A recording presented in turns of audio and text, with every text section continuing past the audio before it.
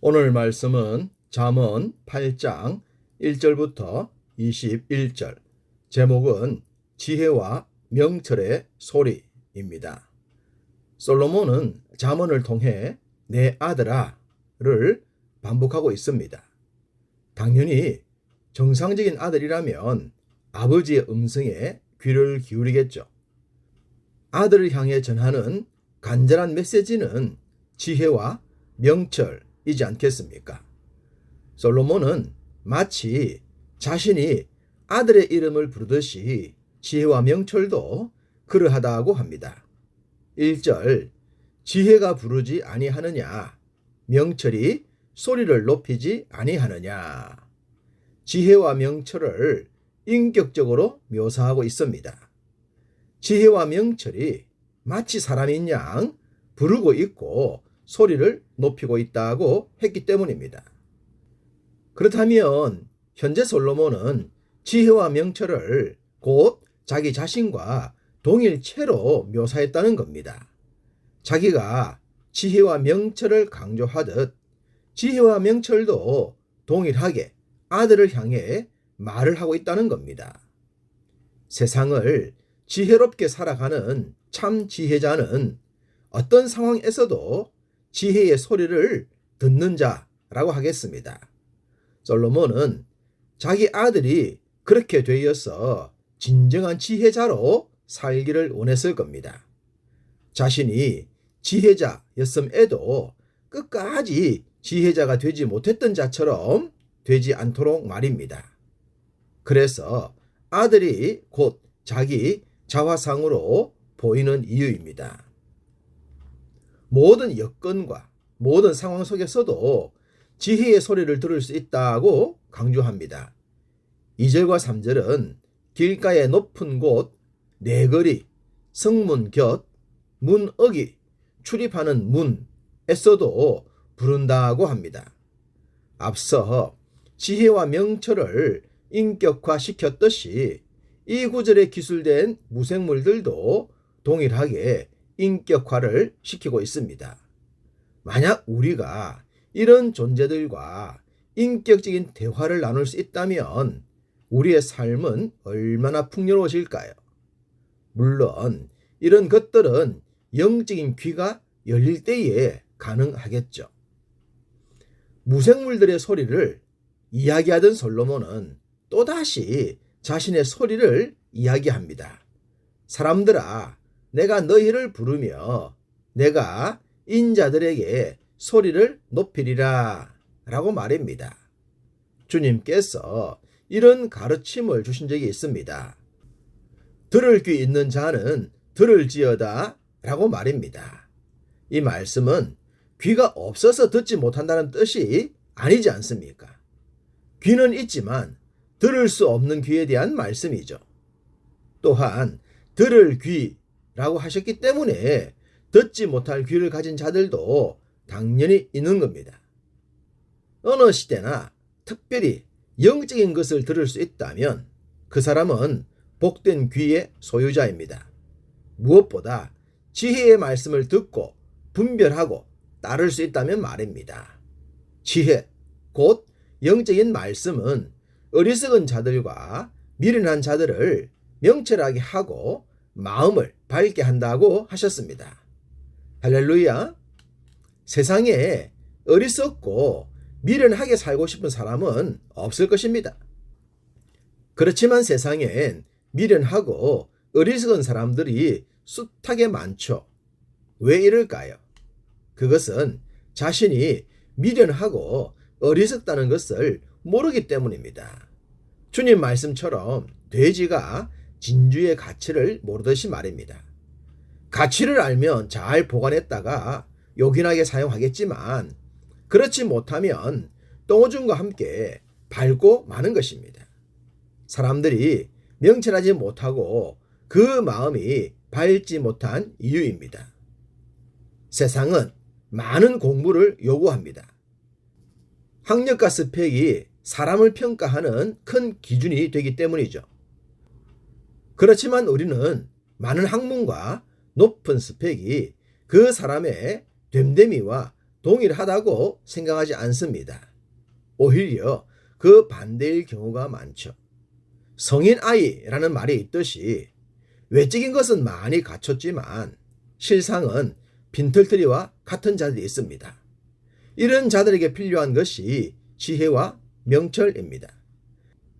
지혜와 명철이 없으면 많은 학문과 지식이 오히려 자신의 눈을 어둡게 합니다.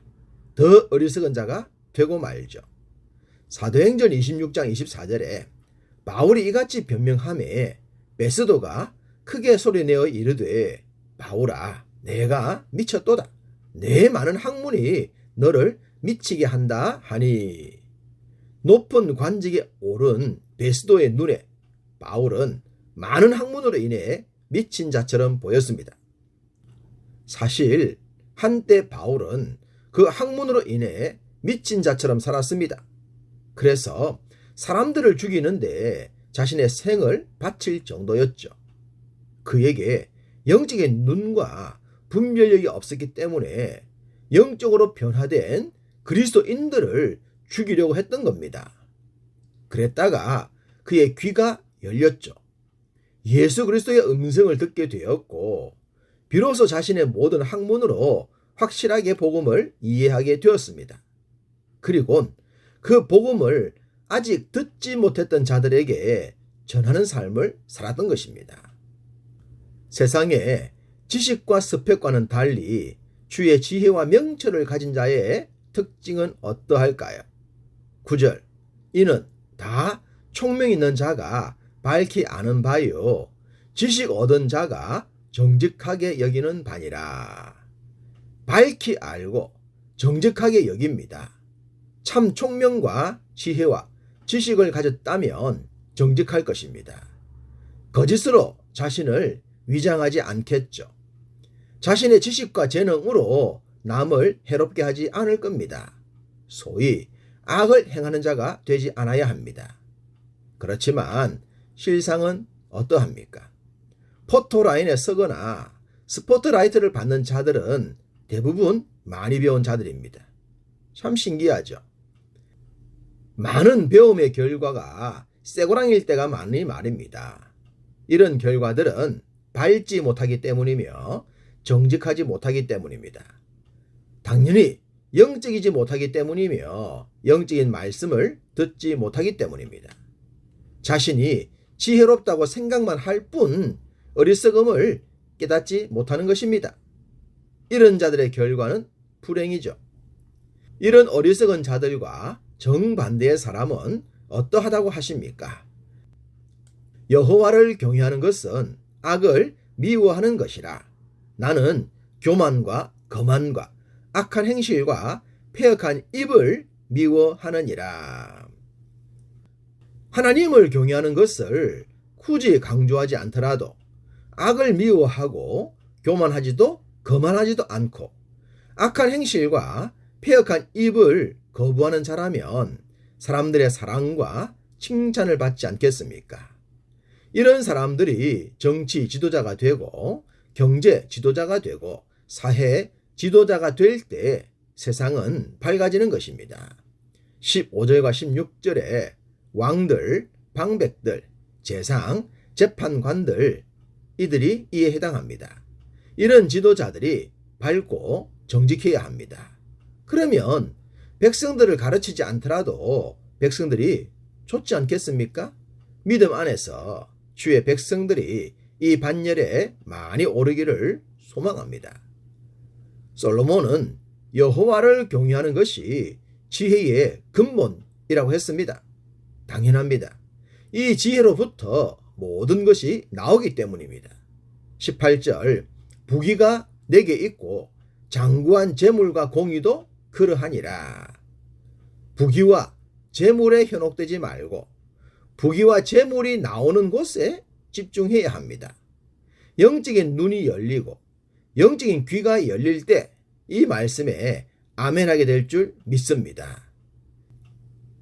하나님을 사랑하는 자가 재물을 얻고 그 곳간을 채우게 된다는 말씀도 잊지 않으셨으면 합니다. 진정 사라지지 않는 재물의 주인공이 되고 싶다면 말입니다. 요즘도 뉴스를 보면 심해에 가라앉은 보물선을 찾거나 숨겨진 보석을 찾기 위해서 고난의 행군을 하는 자들을 보게 됩니다. 그들 중엔 일부가 자신의 꿈을 이루어 일확천금의 주인공이 되곤 하죠. 영적인 지혜를 얻고자 한다면 영적으로도 이런 자세가 필요합니다. 나를 사랑하는 자들이 나의 사랑을 입으며 나를 간절히 찾는 자가 나를 만날 것이니라. 할렐루야! 믿습니까? 우리들의 삶에 세상적인 성공의 옷을 입히기 전에 영적인 무장이 앞섰으면 합니다. 소위 영혼이 잘됨 같음을 우선순위에 두자는 겁니다. 그럴 때 세상에 필요한 것들이 우리를 떠나거나 외면하지 않을 것입니다. 가졌다가 잃어버리는 자가 아니라 받은 것을 누리며 사는 자가 되자는 거죠. 그것이 하나님의 지혜와 총명의 사람입니다. 오늘 하루 우리들의 삶이 이러하기를 간절히 소망합니다.